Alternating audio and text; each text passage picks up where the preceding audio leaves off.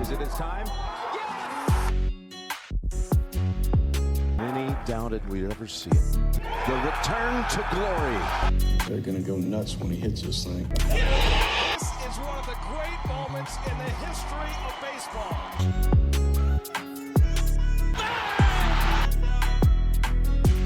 Sideline! Touchdown! Unbelievable! I swear you'll never see anything like this ever again! I'm him! This is HillTwinsGolf. It is HillTwinsGolf indeed. You heard it. Guys, my name is Garrett. I'm sitting next to my best friend, Andrew Hill.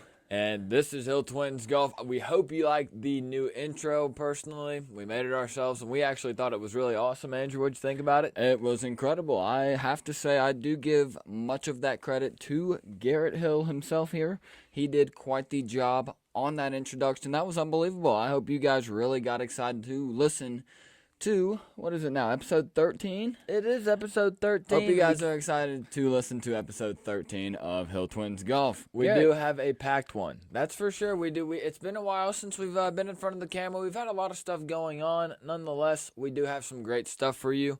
Andrew, as you can see, and for all the people listening on podcast, Andrew and myself, we do now actually have our own HillTwinsGolf flag. Andrew, what are your thoughts on that? I mean, that's really sick if you ask me. I mean, it looks good. It looks really good. Me personally, I couldn't ask for anything more. I mean, that thing looks incredible. It's sitting right behind us, as you guys can see who are watching on the YouTube. That looks incredible, Garrett. I love every single thing about that flag. I mean, we got the clouds up here.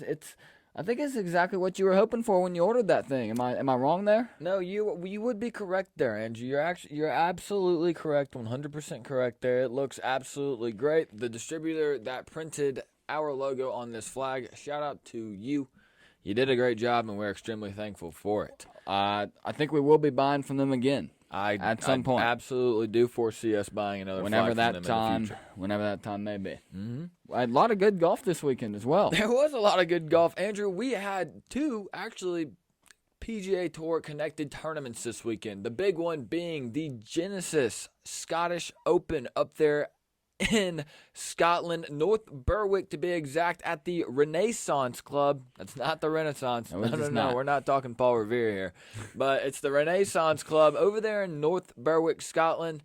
Andrew, it was a beautiful and fun links-filled golf tournament. What'd you think of it? The weather really showed out, made it a lot more difficult for those guys. It was a loaded field. We saw that one coming. It ended up being a great Sunday. We also had the Barbasol Classic this weekend. I believe it was in Nicholasville, Kentucky. It was indeed. That one was not as loaded as a field as the Genesis Scottish Open, obviously.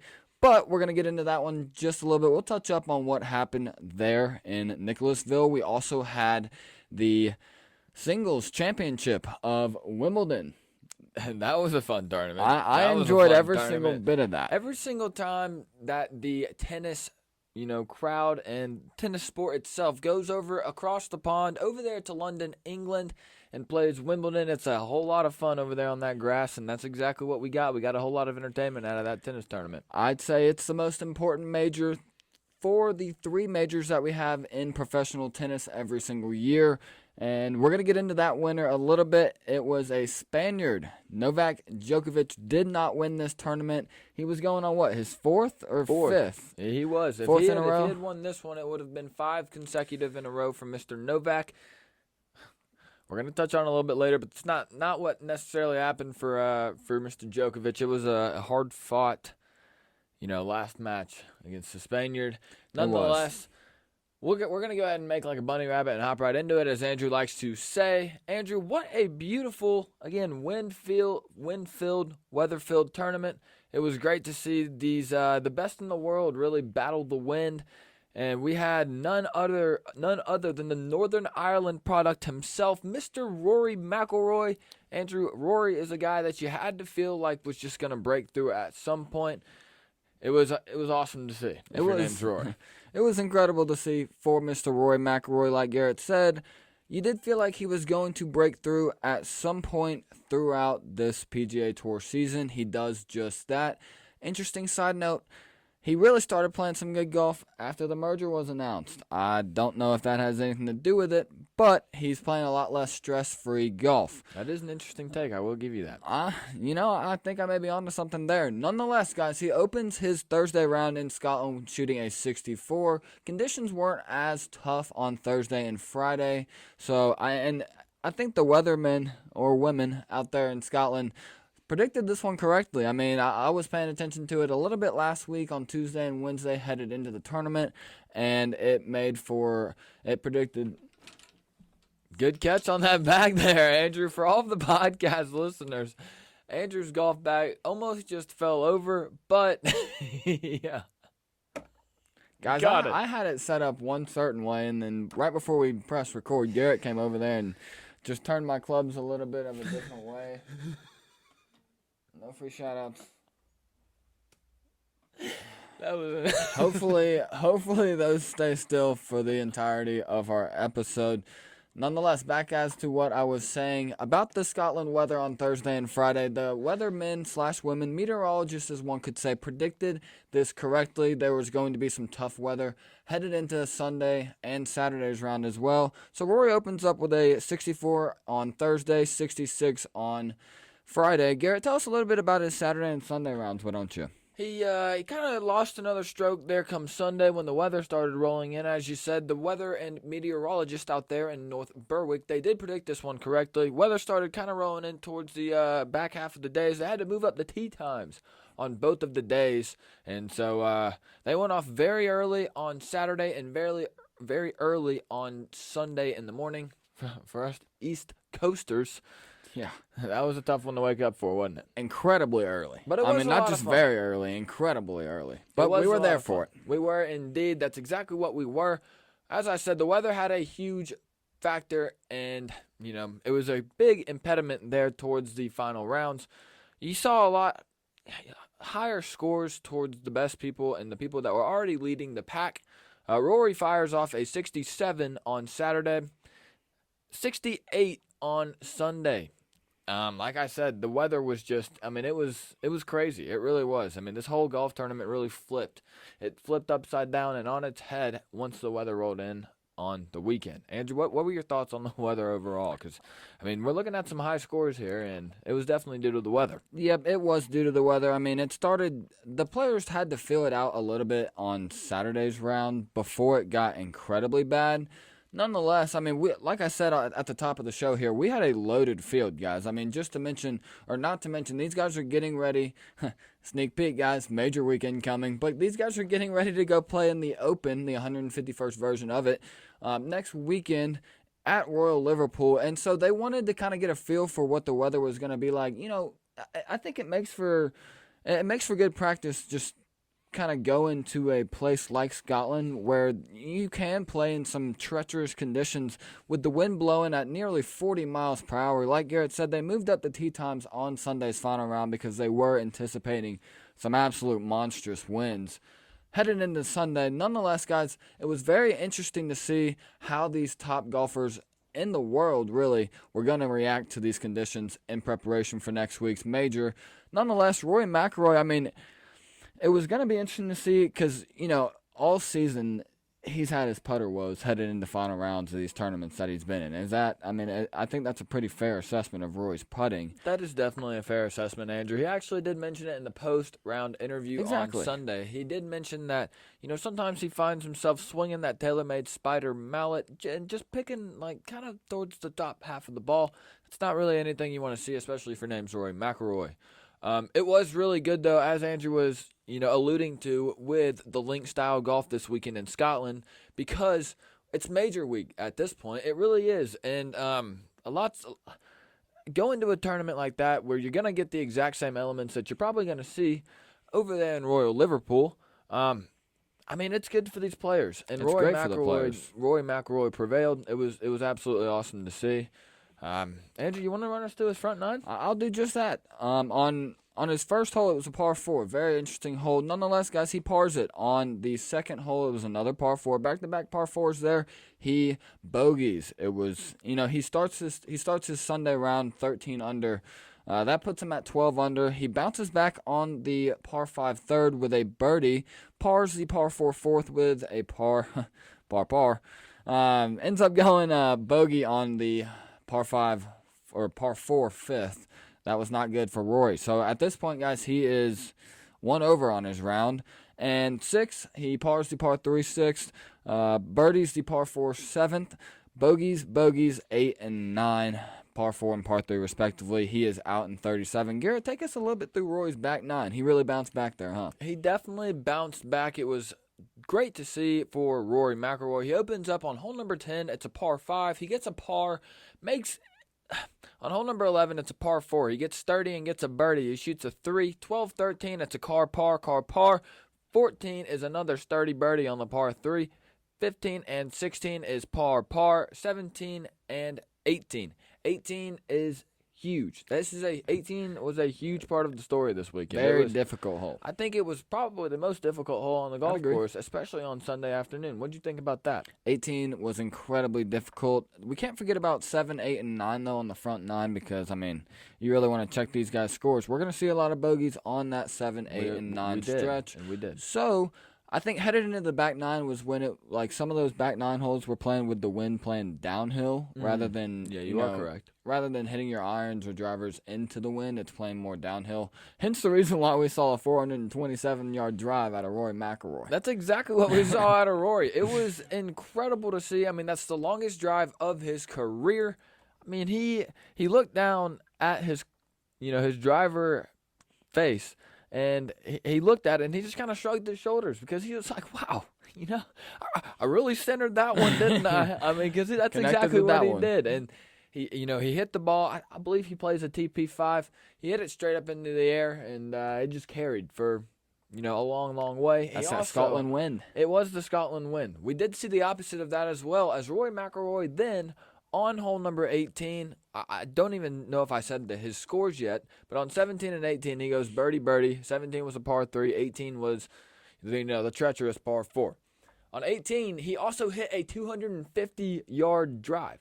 So, he has a 428-yard drive, which is one of the longest ones of his career. And then he also, takes his level way down there and, not going to say anything, but gets a nice 250-yard drive on hole number 18, which set him up for that absolutely beautiful sawed-off 2-iron that he had coming into the green on 18. I wish I could do that. I do too. As a guy who carries a 2-iron in his bag, For everybody that didn't see that, Rory just kind of, saws it. He sawed off the swing at the very top, and it was a stinger. It was a stinger. Last week in the media, we saw some videos of Rory McIlroy hitting stingers that didn't actually look like stingers. But listen, on 18 on Sunday in the Genesis Scottish Open, that was a stinger, and he put it to about, I'd say 6-7 feet. It was a great shot. What would you say the apex was on that shot on 18 from Rory McIlroy? Listen, I was just, if I had been paying attention that much into the broadcast, I would know the answer to this question. I'd be willing to guess. I watched the shot tracer, but I was just more impressed as to how low it went. It was just you heard that female announcer. Shout out to her. She said it was a bullet. That's exactly what it was. I don't see that ball getting higher than like 40 feet off the ground. What do you think? I'd agree. Maybe 40, 45. I'd say that's a pretty good range there. I'd say 45. But nonetheless, it was incredible. It was absolutely incredible. I believe Rory was playing with. Was he playing with Tom Kim and it was Tommy Fleetwood. It was not Mac, but Tommy Fleetwood, the Englishman. And they had a little kerfuffle there on 18, I believe. It was Tom Kim. He wanted to go ahead and finish out, but Rory was he was actually out on the putt. I don't know. Got a little bit interesting. The scorecards, Rory's looks better on 18 than Tom Kim and Tommy Fleetwood's did. That's a fact. Yeah, Tom Kim double bogeyed 18, so that wasn't good. Anyways, nonetheless, Rory McIlroy. He picks up a lot of FedEx Cup points. That's 265. That's actually not true. That's 500 FedEx Cup points to be exact. Walks away with $1,575,000. what a great day. Bigger thing for Rory is, as Andrew alluded to, going into next week at Royal Liverpool, that's definitely a confidence booster win. Andrew, we almost had another hometown hero win their national open, and who is this one? Before we get into our second place finisher, I will like to say that Rory McIlroy is the first player ever to win 3 national opens, I believe. So he's won the Irish Open, he's now won the Scottish Open, and the Australian Open. I'll help you with that. I think it was the Italian. No, but it was the Australian Open, I promise. All right. Well, we're gonna have to fact check that one. But he did win the Canadian Open as well. So I'm not really sure where he won the RBC last year. So I'm not really sure. No, you are correct. I think that's 4 national championships. Nonetheless, guys, our second place finisher on the weekend was Mr. Bob MacIntyre. Some, I believe his close friends would probably call him Robert McIntyre, but he is a Scottish-born golfer, and man, did he come out to play on Sunday's final round. Incredibly tough conditions on Sunday, but Robert or Bob McIntyre came out there and played incredible. I'll just go ahead and start with his front 9. What do you say? Let's go ahead and hop right into it. So on the 2 par 4s to open 1 and 2, he goes par. On the par 5 third, he birdies it. That was a great confidence boost headed into the rest of his round. He pars on 4 and 5. Those are also 2 par 4s respectively. On the par 3 sixth, he birdies, so that's 2 birdies on his front 9. On 7, 8, and 9, which, like we said, were those incredibly tough holes, par 4, par 3, respectively, he pars. He is out in 33. Garrett, tell us a little bit about his back 9. He had a lot of fun on the back 9. That's exactly what he did. Hole number 10, he puts himself in a beautiful spot in the middle of the fairway with his driver on the par 5 10th. Sorry, that one was a... That one was terrible. I thought mine was bad, but that kickoff from Andrew was absolutely terrible. Sorry, guys. Yeah, you should be. Anyways, he gets an Eagle 3 on the par 5 10th. That's absolutely the start that you want from the hometown kid in Bobby McIntyre. He goes 11, 12, 13, par, gets sturdy with a birdie on 14 and 15. That's a par 3 and par 4, respectively. Par 5 16th, takes a step back there, gets a bogey. Par 3 17th gets a par, closes his round, as we said, 18. 18 was a story, okay?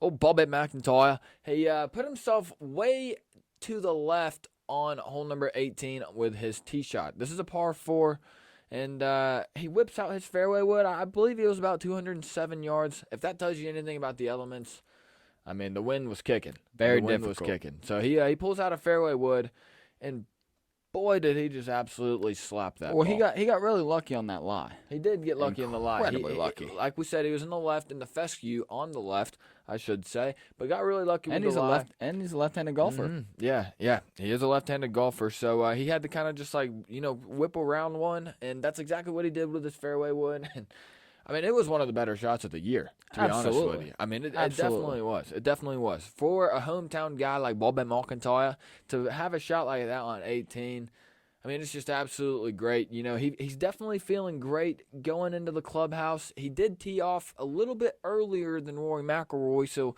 he didn't finish at the same time as Rory. He cards a 14 under on the tournament, and he is sitting there waiting. And then he kind of just got picked apart with the Roar show there. Very, very clutch stuff from Rory McIlroy. Question for you, Andrew. What did you think about Rory McIlroy apologizing to Mr. McIntyre? I mean, I get it. We talked about it a little bit yesterday. I understand it just a little bit, but I also have my questions about it because, I mean, Rory McIlroy was just doing his job. This is what he does. I mean, what are you apologizing for? He goes out every single weekend to try and win golf tournaments. Exactly. That's his job description. I mean, that is his job description. That's exactly what he's supposed to do. I think he tries his best every single weekend to do just that. It just happened that this weekend he finally did break through and win a golf tournament, and it ended up being by one stroke over a Scottish-born Bobby McIntyre. And I think it got to a point where even the fans out there kind of realized that they were witnessing greatness in Rory McIlroy's last 2 holes. I mean, guys, these 17 and 18 were incredibly difficult. I can't stress that enough. And Rory just comes out there birdies when he needs it the most. I mean, I believe he missed his birdie putt on 16. He did. He did. And he realized at that point that he was in a very dire situation. And It kind of sounded like a bark there. I'm not really sure what that was. Nonetheless, guys, it was interesting to see Mr. Bobby McIntyre get second. He does walk home with $985,000, but 0 FedEx Cup points because he does play. Well, no, the DP World Tour and the FedEx Cup, I believe those do go side by side. Nonetheless, for this tournament, they are coincided on this tournament. So is Bobby McIntyre, is he an amateur? Or? Yeah, he's on the DP World Tour. Okay, so Bobby McIntyre does not get any FedEx Cup points for this golf tournament, finishing second. But like I said, he does walk away with quite the hefty check. Garrett, tell us a little bit about what we had after Rory / Bobby. Are you really gonna do that to me, man? I'll let you tell. You're on a roll there. I'll let you tell the people who finished T3rd. We did have David Lingmerth, the Swede. He finishes at T under. That's T3rd. We then had Scottie Scheffler, the American, finish at 10 under as well. Guys, T3rd. Andrew tied third with David, and Scottie was Byung-Hun An.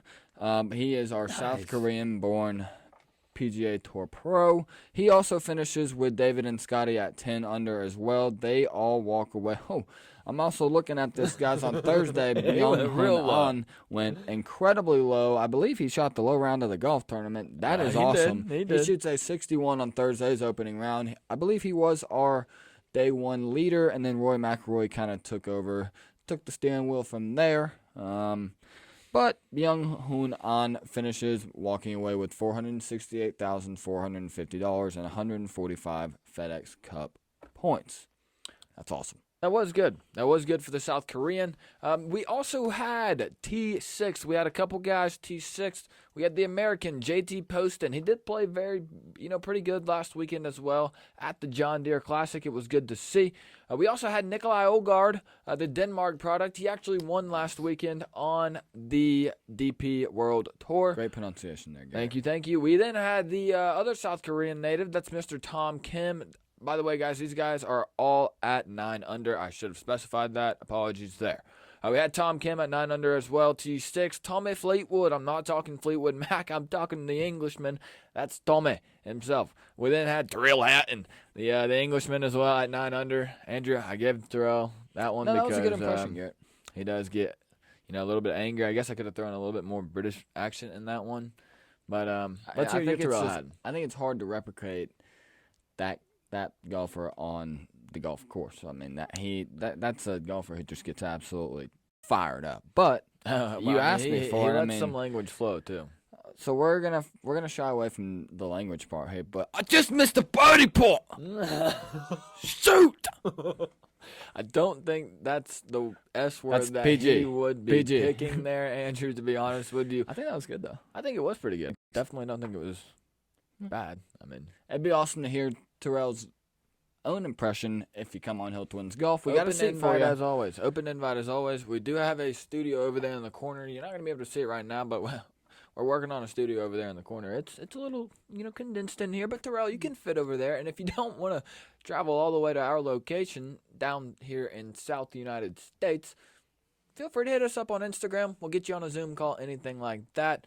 So Terrell, good golf tournament overall. That's also a good guy that is trending in the right direction. Leaning towards the league style golf that we have coming up on the schedule here. Watch out for him. Yes, definitely watch out for Terrell. Then we had a couple more Scotland natives finishing at 11 and 12th.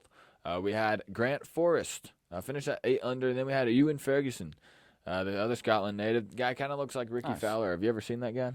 I have not, no. Yeah, he kind of looks like Ricky Fowler. Swing looks a little bit like Ricky Fowler as well. The old Ricky or the new Ricky? The old Ricky. Ooh. But I mean, it's not as far back, at the top of his swing. Sure. Hey, a good thing is Scottie Scheffler continues that streak. Is he still a lock to be on the Ryder Cup, you think? Don't ask me questions you know the answer to, Garrett. Scottie Scheffler continues that streak of finishing top 12. I believe we're at, 18, 19, or 20. One of those three numbers. That guy is... What's up? Sorry. No, you're good. I also believe that the last time Scottie Scheffler did not finish in the top 12 was last October at the CJ Cup, which is actually where Rory McIlroy got his last victory. Nice little nugget So there, we Garrett. should throw that one in there. Definitely can't forget that. Andrew, continue with your spiel. Scottie just has been playing some exceptional golf. I've said it on past episodes, but I will just be shocked the day that I see Scottie Scheffler not at the top of a leaderboard. It's getting pretty laughable at this point. Hook them horns.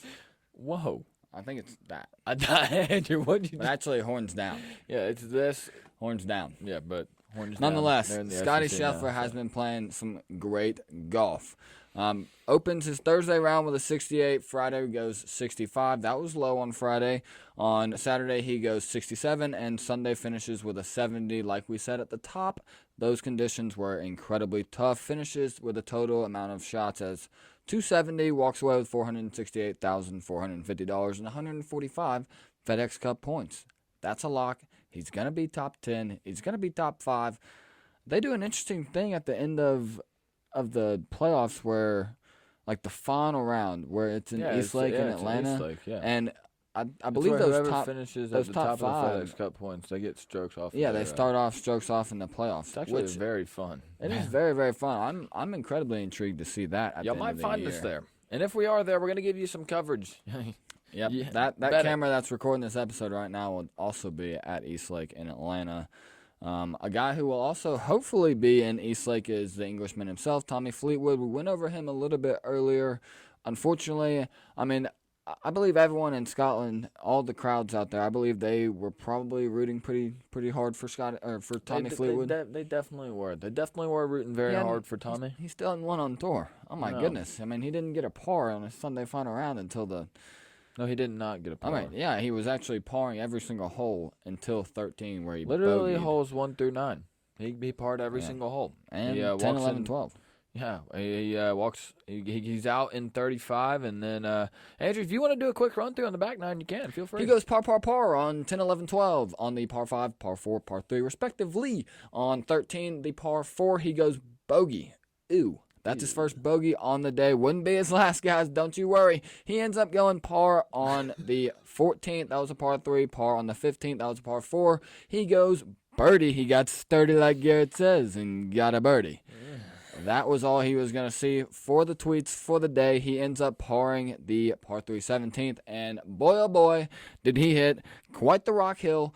Whatever you want to call it, big cinder block, his toe stubbed on the grass, on the barracks, as they say out there in Scotland, but he double bogeys the par 4 18th. That's a 6. Like Garrett said, he is out in 35, in 37, 2 over on his Sunday final round. Tommy, I'm sorry, man. I know the guys over here, we are cheering for you. Me and Garrett cheer for you every weekend. I really do. I want you to win on tour, Yes. Tommy. I'm really rooting for man. you. You have a beautiful swing. The way that you compress your golf ball every time you hit it is absolutely, utterly absurd. And that drill that he does, too. I mean, know, just everything about Tommy man. Fleetwood is He's pure. Nice. He's nice with it. He gets nasty. Bro. He is just can't nasty. win. He just No, it'll happen for you, Tommy. It will, Tommy. Like we said, HillTwinsGolf is rooting for you every single weekend.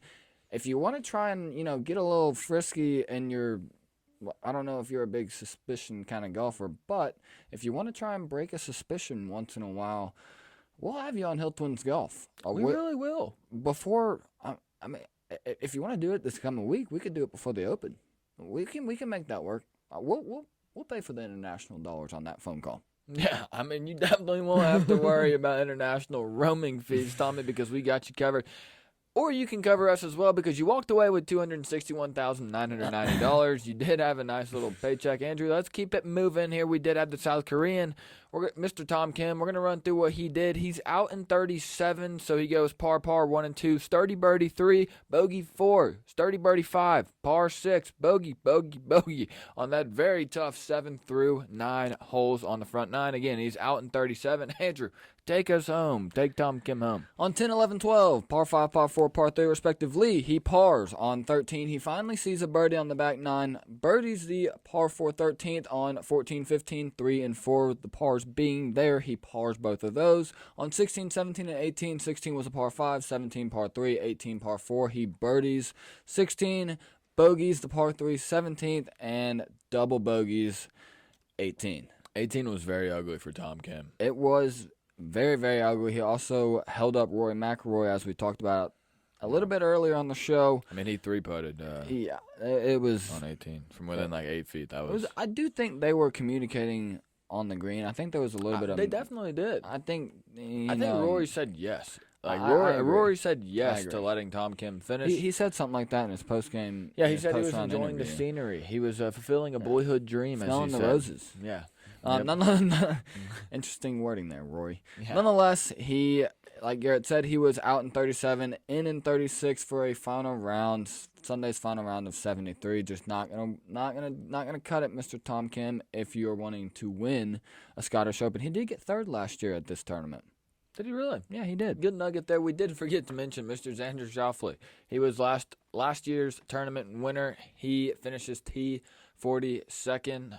It just wasn't really Xander's weekend. You know, I was watching some of the, Xander live, and I don't know, he just didn't really feel comfortable with the whole links aspect this weekend there in North Berwick. Again, we already touched on Mr. Terrell Hatton. We also, again, we had the Barbasol Championship, again, like Andrew said, at the top in Nicholasville, Kentucky at Keen Trace Golf Club. That is a par 72, 7,328 yards. Mr. Trey Mullinax, I guess if you want to go there. He was our previous winner last year. The purse this year was $3.8 million. We did see the Swede himself, Mr. Vincent Norrman. Not Ludwig Aberg. No, unfortunately, it was not Ludwig Aberg. I think they're friends, though. I think they are friends, Andrew. I think you are correct on that one. Mr. Vincent Norrman finishes and wins this golf tournament at a 22 under clip. We'll just run you through it real quick. Round 1, 66. Round 2, 67 on Friday. 67 on Saturday. And a 66 again on Sunday. Mr. Vincent walks away with 684,000. Excuse me, guys. Sorry, I just I guess I just couldn't get that one out. But yeah, he walks away with a nice chunk of change. Just outlasts Nathan Kimsey in the playoff. They both finished at 22 under, and then Vincent parred. So in the playoff, Vincent got a par, and Nathan got a bogey. It was not good. It was cool to see another playoff this weekend, though. Yeah, it was cool to see another playoff. We did actually have some decent-sized names. I mean, everybody knows Lucas Glover finished pretty high at the John Deere last weekend. We also had Grayson Murray, one of the frat house stayers at the John Deere Classic last weekend well. Akshay Bhatia, just a fan favorite. Definitely a guy that, That guy swings pure. Hefty lefty. Yeah, he is pure. Very, very pure. We also had some other guys that, people like Wesley to see. Bryan. We did have Wesley Bryan. That's where I was getting. Jason Duffner, indeed. Let's see, Ryan Armour. Shout out to Ryan Armour. Kramer Hickok was also playing there. He came in with a T28 finish. We did have William McGirt as well. Shout out to Mr. McGirt. Finishes T30th, the American product himself. Andrew Novak. Yeah, Andrew was fellow Andrew. there. He finished his T. Andrew. Not me, I wish. He finished his T33. Kelly Craft, in no relation to Robert Kraft of the New England Patriots. Kelly Craft was there, finished his T40th. Andrew, we can keep going. Here's a good one. Bo Van Pelt. Right. I don't want to say what everyone's thinking here, but let's just take a look. Okay. No way. He is most likely not related to Scott Van Pelt. When I saw the name, I was thinking the same thing, but he is not related to Scott Van Pelt. Nonetheless, guys, it was a very, very entertaining Barbasol Championship we had this weekend at Keen Trace Golf Course in Nicholasville. Some other very interesting athletic events we had this weekend. We must also remind the people, keep getting your entries in the 500 follower Instagram giveaway. That is 60 Pro V1s. That's 5 dozen. You're definitely going to want to be in that. As we have been saying here on Hill Twins Golf, that's a bag upgrade. So definitely take part and partake in this giveaway. Why would you not? I mean, seriously, why would you not? Let's ask the hard-hitting questions here. Why actually would you not? Yeah. No. And participate in the giveaway. It's easy. Why are you not in the giveaway? If you are not entered into the giveaway, what are you doing? I mean, it is a very easy giveaway to enter into. Enter into the giveaway. Just do it. I mean, it's 60 Pro V1s. I mean, that was a lot of money. I want to give them away. So it's 60 Pro V1s. 5 dozen. Enter into the giveaway. We have a bigger one coming for the next giveaway. Anyways, guys, Andrew, you touched on it. We touched on it at the top. That was across the pond over there in London, England, on the beautiful green grass center court. We had the 2023 Wimbledon tournament. It was beautiful. Andrew, run us through it real quick. Absolutely incredible, guys. I mean, it's an event that we only see one time a year. We do. I'll start with that. And the two tennis players that we had in this match, Carlos Alcaraz and Novak Djokovic. Djokovic hadn't lost on center court, and I think I'm about to get this right. I believe it was 45 straight matches at center court. He has not lost, not conceded an L. That guy, that tennis player, absolutely rocks center court. But he ran into the Spaniard. Another interesting note here. Carlos Alcaraz. To put it into perspective, Alcaraz, sorry. No, we're not talking about the San Francisco Bay where there's a bunch of great white sharks in the ocean out there. We're talking about Mr. Carlos Alcaraz, the Spaniard. Anyways, to put it into perspective here for how many wins Novak Djokovic has had on center court. Carlos Alcaraz was actually just 10 years old the last time that Novak Djokovic lost on center court at Wimbledon. I mean, It's unbelievable. It's incredible. It's unbelievable. And like Garrett kind of alluded to there, Carlos Alcaraz is about 20 years old. I believe 20 years and 72 days, maybe 73 now. So is he actually about 20 years old? Or is He is 20 years old. So he's not about. No, he is 20. Okay, good. He is 20. He's 20. Yeah, Nonetheless, like Mr. Alcaraz had been doing in some of his previous matches in Wimbledon, he drops the first set. Novak takes that first set 6-1. Punch in the face, though. As Carlos Alcaraz liked to do throughout the tournament, he liked to bounce back, and he did just that. This one ended up going into a 6-6 tiebreaker where Carlos Alcaraz would win 7-6. He actually won the tiebreak 8-6, meaning that he won the set 7-6. He absolutely blew Novak Djokovic out of the water in the third set. He beats Djokovic 6-1 in that third set. Djokovic does get one back in the fourth set. Guys, at this point, we're at like You're 4. talking about the whole thing. I mean, I'll let you go through the fifth set where Novak kind of went off the rails. I mean, it was a lot of fun in the fourth set. I mean, the whole match itself was just overall just like a whole lot of fun. I mean, it was just back and forth tennis action, and if you were tuned in, great. I mean, you saw it. It was going down the road of being one of the more historical matches in men's finals and the singles aspect of it. I mean, it was a lot of fun. I mean, Novak had a racket slam in the fourth set. You can't forget about that.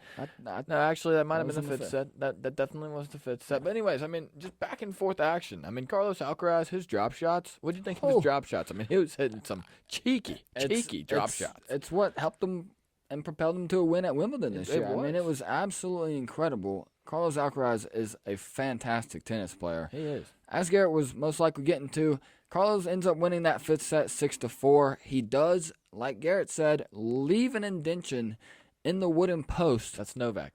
Oh, no, I'm sorry. That was Novak Djokovic that left the indention into the log on the post of the tennis net at center court at Wimbledon. I think he hurt his wrist. I think his wrist definitely was hurting after that. I mean, you heard the broadcast. They even mentioned it. He was flexing his wrist a little bit, and kind of as Taylor Swift once said, "Shake it off." I mean, he was trying to shake it off. He really did. I mean, that tennis racket had no chance. No, it didn't. And then Not a single chance. He gave it to a fan after the match. It was beautiful to see. It was a Serbian fan, too. I caught that. Did you? Yes, it was a Serbian fan. He was holding the Serbian flag, and then he just started kissing the tennis racket. I did see him kiss the tennis racket. That was Go clean that off, man, before you start doing all that. Yeah, I mean, Novak really. I mean, he infiltrated the wood. So I mean, like that thing probably needs some. And it was crazy. He is 20 years and 72 days old. I got that one right. Yo, so he's not about 20 years and 72 days old. He is 72 days of the 20 years. That's awesome to see if you're Carlos Alcaraz. It sure is. El Palmar, Spain. That's where Mr. Alcaraz grew up. Anyway, nonetheless, congrats to Mr. Carlos. He became the third youngest men's winner at Wimbledon in the Open era since 1968. Andrew, how many majors is that for Mr. Alcaraz? That'd be 2. And he won the U.S. Open up there in New York a couple of years ago. 2022. 2022, actually. So he that was last 19. year. Wow. Just about 19. Yeah, just about 19, I believe. Give or take 19. Anyways, on the women's side of things, we did have the final on the singles side. We had Ange Jabeur going against Andrew. This one's you. That'd be Marketa Vondrozova. I think you got it. I think I did that too. was pretty good. I believe that's Czech Republic. That is Czech Republic. Yes. So she wins the Against the Turkish. Yes, nice, very good, very good, very good. She wins. That is Marketa. She wins the final 6-4, 6-4. I mean, it was Unseeded. Yeah, unseeded against the 6th seed. It was very, very impressive to see. We don't really get that in Wimbledon. So I'm not sure when the last unseeded woman was to win Wimbledon. Nonetheless, guys, we did also have the finals men's double. We had Wesley Koolhof and Neil Spusky playing. Marcel Granollers, I believe that was right. It's the Spaniard again versus Horacio Zeballos, Nice. the Argentinian product. Wesley and Neil prevailed in this one, 6-4, 6-4 again there. Let's see if we can't find the doubles here. The women's doubles. Oh, man. Andrew, why don't you just talk to the people at home there just for a second? Guys, I hope you guys are having a fantastic Sunday as Garrett is pulling up a little bit more of the women's doubles tennis results at Wimbledon. I will throw in a little bit of a nugget. Sunday, July 16th, was National Ice Cream Day. I hope all the listeners were getting their ice cream in on Sunday, July 16th. What's your favorite ice cream, Andrew? I'm a big vanilla guy. Are you? And I know that's a very unpopular opinion throughout the listeners, I'm sure. Guys, y'all can hate on me, whatever y'all want. I don't really care. I only like vanilla ice cream. I mean, Particular brand? Bluebell. Bluebell's delicious. I love me some Bluebell vanilla ice cream. Nonetheless, I believe Garrett did find the... Not that my ice cream matters. I mean... What's your favorite ice cream, Garrett? Well, thanks for asking me, Andrew. I appreciate that one. Yeah. My favorite ice cream is definitely mint chocolate chip. I'm a big mint chocolate chip fanatic. All right, Andrew, I think we did find what we were looking for. What do we have in the women's side of things on the doubles in Wimbledon? We had the three-seeded team in Mrs. Hunter and Mrs. Mertens. Miss Hunter is an Australian product, and Mrs. Mertens is a Belgian product. Versus Garrett. Who were they playing? Andrew's really out here leaving me to dry. We had Mrs. Yeesh. I'm not 100% sure where she is from, but then she was going against the Czech Republic product. No, they were on the same team. Oh, they were on the same team. You're right. They actually ended up defeating. It was Mrs. Another unseeded. Strakova. Yeah, an unseeded team. Wins against the Australian and the Belgian. It was awesome to see. They win 7-5 and 6-4. Happy for us, guys. That is your Wimbledon coverage. Again, shout out to Carlos. And that was awesome. I mean, shout out to Mr. Carlos and all of the other winners at Wimbledon this year. An incredible Wimbledon that they put on this year. They do a great job. They always do a great job. It's fantastic. You see those commercials where they hide the technology under the court, and it's very, very intriguing. Makes you think. Once under that prestigious green Here's grass. a really good question. And I thought about this throughout the duration of watching Wimbledon and, following. How does one become a Wimbledon judge? How does one, or ball chaser? Are those volunteers? I don't know. That's what I'm trying to figure out is how does one become, one of the male or female ball chasers that stand on the court and, kneel on the court and we need to race get out every ball? We need to get out to London, England and try and figure that out. Do you foresee that happening anytime soon? You never know where HillTwinsGolf could take us, man. It really could. It could go to We could the also moon. go play golf at St. Andrews. That would be a lot of fun. Sure would. That would be a lot of fun. A little bit Absolutely. of links golf for HillTwinsGolf. Could see it in the future. We hope that that's something that happens in the future. Nonetheless, in the more, present side of things, we did have some MLB baseball over the last couple of days. We're going to just run over some of the scores from today being Sunday.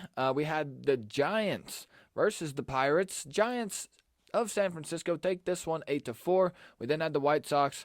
This is kind of unfortunate to see. The White Sox have really just been piecing our Atlanta Braves. In this series, they won 8-1. So that's really unfortunate. I think they won 6-0 on Saturday. Yeah, they did. We're 6-1. Nonetheless, Yeah, it was 6-1. not. It was not a close game. You No. know, the White Sox, one of the kind of back half teams in baseball, one could say. They've really just put a hurting on the Atlanta Braves this series. They And really it was have. at home. I know. What are we doing, guys? I don't know. All right, run us through Come a on, couple Braves. more games, Andrew. Nonetheless, thankfully, to kind of combat that loss that we had against the White Sox, the Miami Marlins do end up losing to the Baltimore Orioles. That's good to see. The Orioles are a great baseball team. I believe Mr. Bradish gets the win on that one. And Mr. Columbe, the Orioles reliever, gets the save on that one. So the Orioles take that one 4-5.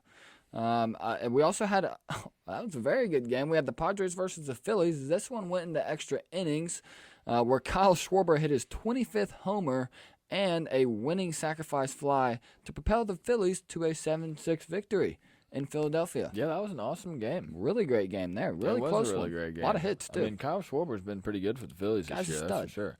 He definitely is. We also had the Toronto Blue Jays beat the Arizona Diamondbacks. They won 7-5.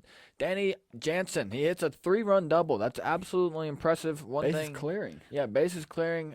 Every single time I see a 3-run double base clearing, I always wonder to myself, how did that runner, in this scenario being Mr. Jansen, not stretch that out to a triple? That's a good question. It He is may, a not, good he, may, question. he may not be the fastest of guys. He might not be. He might not be. I haven't seen his stats as of But late. nonetheless, like we said, the Blue Jays complete the series sweep against the Diamondbacks, 7-5 again on that one. We then also had the Brewers of Milwaukee versus the Cincinnati Reds.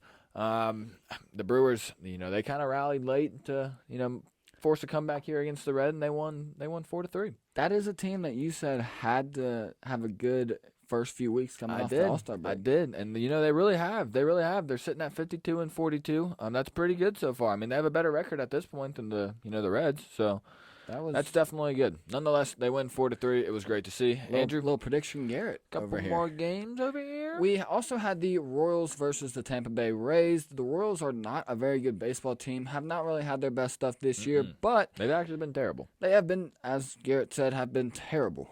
Dog water. God, I wish it wasn't that harsh, but it's just a fact. I mean, it's the truth. It's the truth. But they were playing this one in Kansas City. They were playing the Tampa Bay Rays, and they walk away with a surprising victory at home. They take this one 8-4 on 11 hits, with homers, triples, and has 3 RBIs. So that's always a good formula to win a baseball game. This was also one of the shorter baseball games we've had this year with the new rule change and the pitch clock. This one only went about an hour and 54 minutes. Impressive.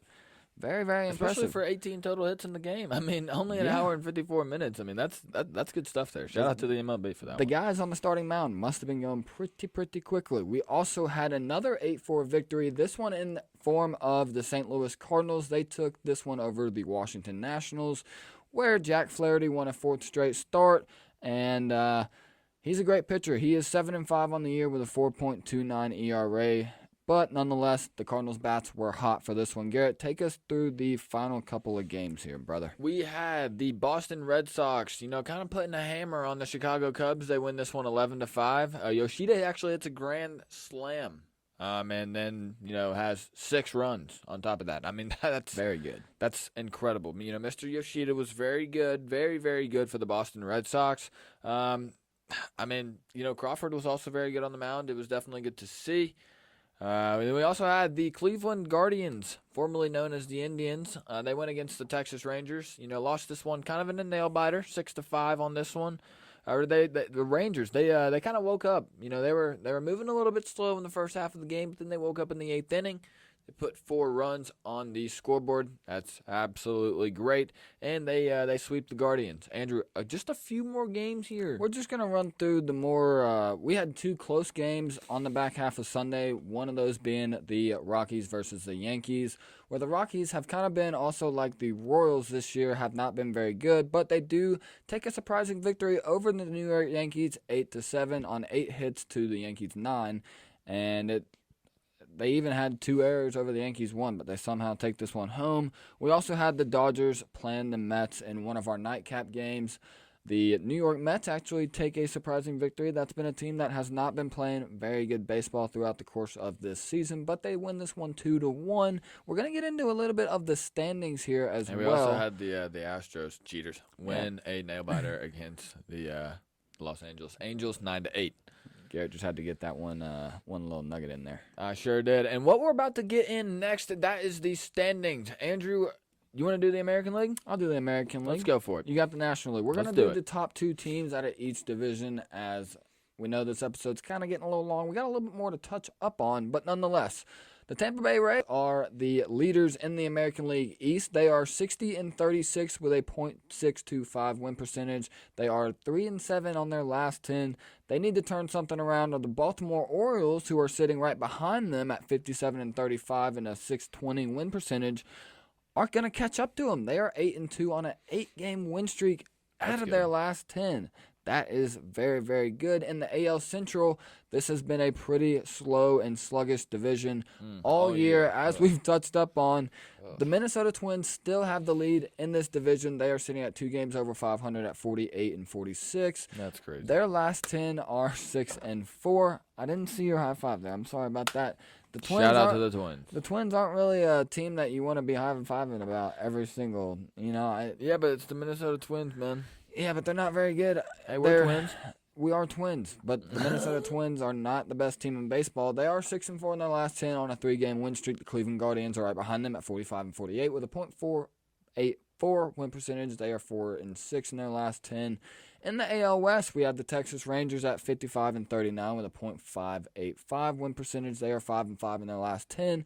That is a little bit of an interesting number, as they are on a 3-game win streak. Nice going there, Texas Rangers. The Houston Astros are right on their tail there at 52-42 with a .553 win percentage, and they are 6-4 in their last 10 games. They are on a 1-game win streak. Garrett, take us into the National League. We are going to do it. In the National League East, we have your Atlanta Braves. They are leading the East. They have a 61-31 clip record. They are 6-4 in their last 10. Unfortunately, they have lost their last 2 games, again, as we mentioned, against the Chicago White Sox. That's not great to see. Luckily for us, the Miami Marlins have been losing as well. They've lost 3 in a row. They're sitting at 53-42. They're 9.5 games back from the Braves, so the Braves built themselves quite a good cushion before the All-Star break, but you would like to see Atlanta keep winning.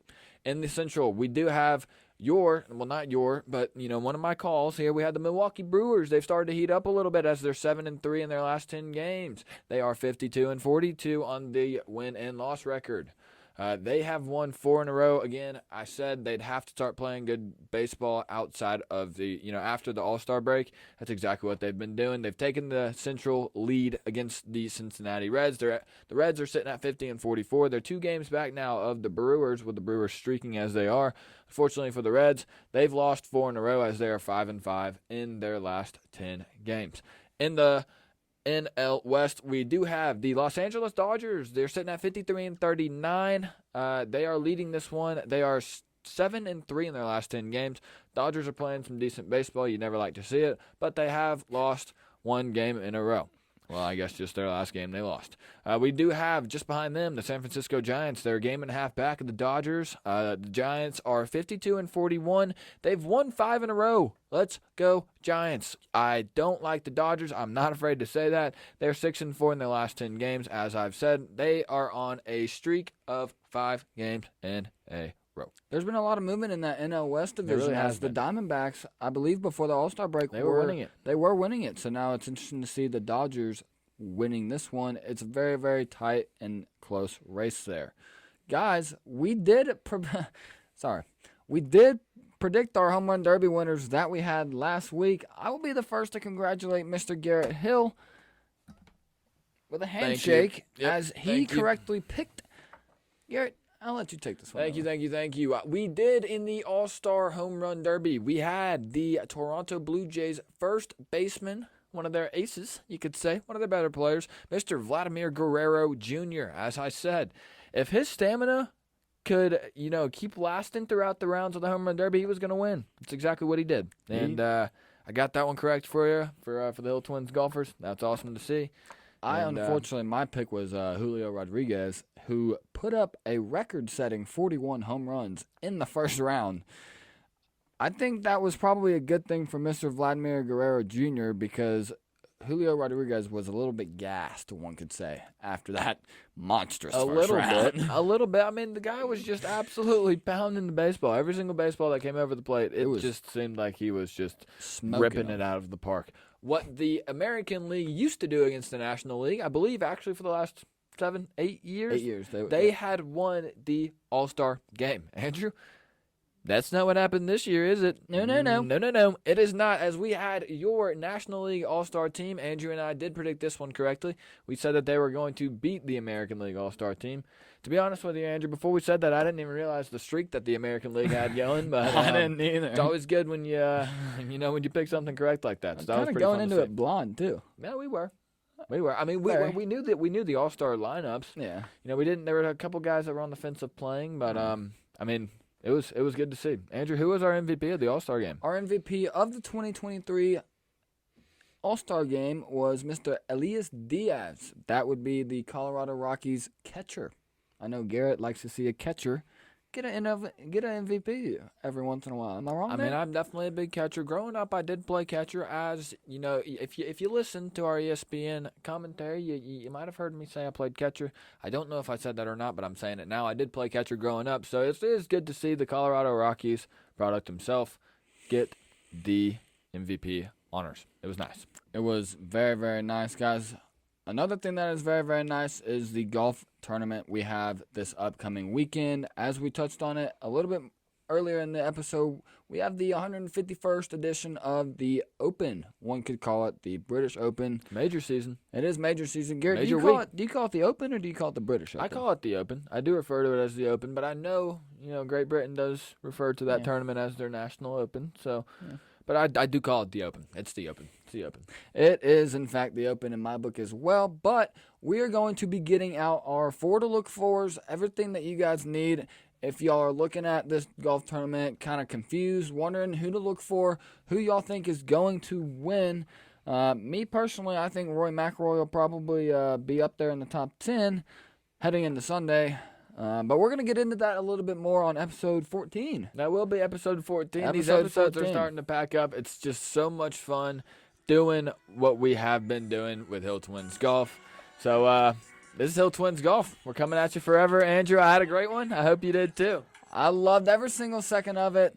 And we'll catch you on episode 14. We're going to be getting this one out on Wednesday or... Wednesday. We'll call it Wednesday for you guys. Nonetheless, this has been HillTwinsGolf. We love every single one of y'all who support us and who listen to us every day. We put out content, and we look forward to bringing y'all episode number 14. Until next time, was a beauty.